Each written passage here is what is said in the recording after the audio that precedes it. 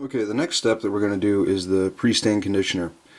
Now you don't have to do this, but I do know from previous experience that with this type of wood, it does turn out kind of blotchy and stuff, so I'm going to try this out. It's not going to hurt it to put it on there, but it should work. This is just the Min-Max pre-stain wood conditioner.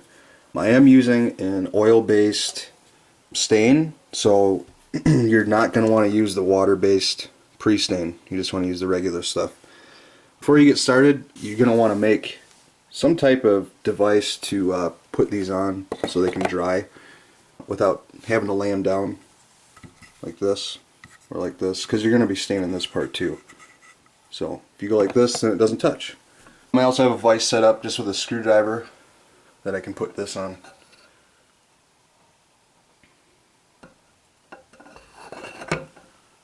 Okay, so you might want to keep that in mind too. So the next step is we'll go ahead and apply this. Just a couple notes before we get started. I did lightly sand all the wood just with 150 grit, like a sponge type. That way it conforms, so it's not going to take off any hard edges or anything. Just a light sanding. Depending on how smooth you get the sanding is how smooth your wood will end up afterwards. The person I'm doing this for doesn't want an extremely smooth, like glass-like finish that I've done on some of my other ones. So just a light sanding just to get all the grain even, and then we'll go ahead and apply the pre-stain. Just need a foam brush or a piece of cloth will do just fine. The directions: you apply it, let it sit for about 15 minutes to let it soak in, and you just wipe any of the excess off. All the research I've done, you apply it pretty liberally. You want it to soak in. So we'll just go ahead and do that now.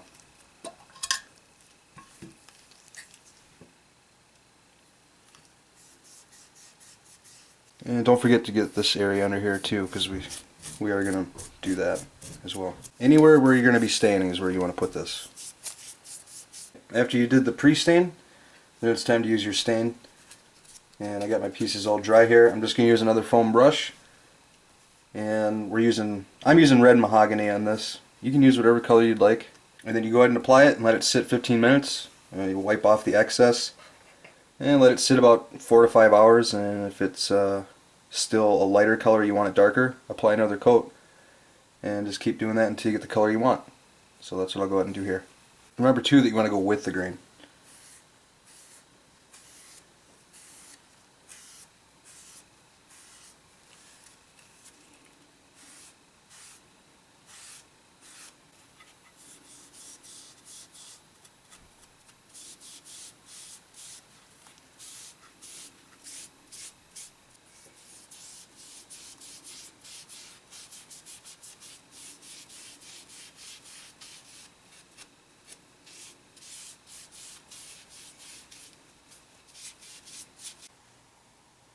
Alright, so we went ahead and applied the stain, and this has been drying for about 3 days, nice and dry. It isn't oily to the touch. You can tell if it's still wet. If touching it's still a little bit tacky. This piece, since it was a different wood, I actually only had to use one coat on this, and I had to do 2 or 3 on these to get them to match. So what I'm going to go ahead and do now is apply the oil finish. I'm going to just do a simple boiled linseed oil finish. And I've actually never used boiled linseed oil before. I do know that it can spontaneously combust rags and stuff if you use rags. I'm just going to use an old, I don't know, cap to a tin that I had and just pour some in here and apply it by my fingers. And I'm just going to rub it in. Very simple. The heat from your hands will help work it into the wood. Boiled linseed oil will not dry if it's not soaked into the wood. It has to be soaked into the wood to dry.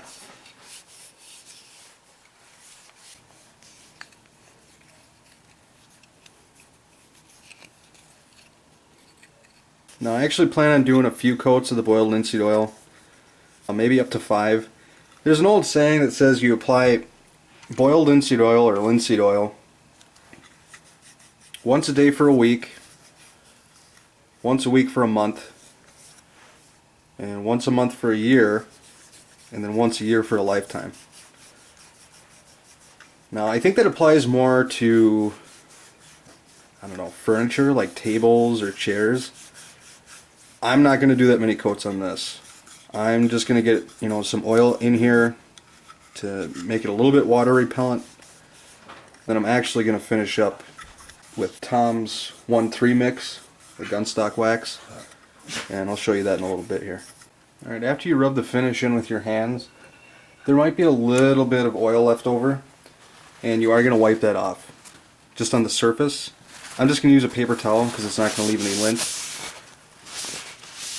But again, the only way that boiled linseed oil dries is after it penetrates. It doesn't dry very well on the surface. It'll actually get really tacky and gummy.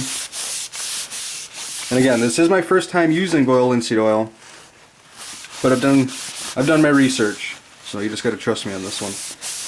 And after you use this rag, you do want to dispose of this because it literally can catch on fire. You're just going to do this to all the pieces, and then let it dry for a day, and put another coat on if you want. That's what I'll do.